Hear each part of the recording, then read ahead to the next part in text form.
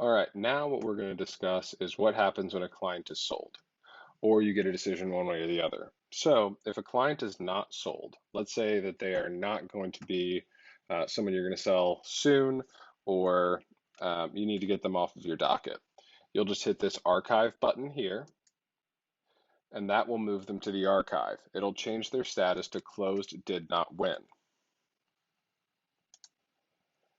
Now, if you delete the customer, it will delete all information for that customer.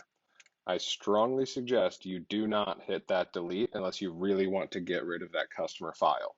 Almost always, it is better to archive that particular customer.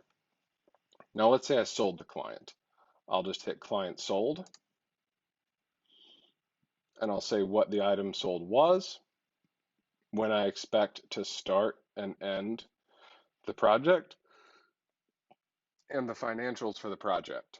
Now, the reason I have the financials in here is so that you can access more information on the dashboard, and it'll also give you better information when you do the lead source analytics, which we will dive into in the Pro Features Analytics section.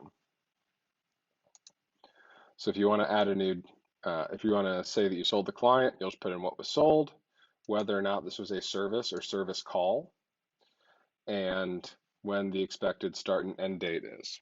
Now for the expected start and end date, you can change that whenever you need to.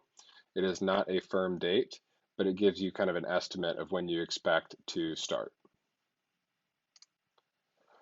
Now let's say I want to add, or I want to change them to sold, but I don't do it through the customer details. I'll go to Open Jobs List, New Job, and up here I'll just type the client's name.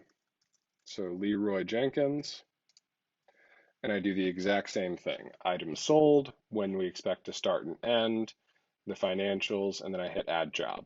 When you do that, it will remove the customer from open leads and put them in the client archive, but you can still access them by searching through the client archive. It just cleans up your open leads list and open leads calendar and moves the project to open jobs so that you can then use the job file to complete your project.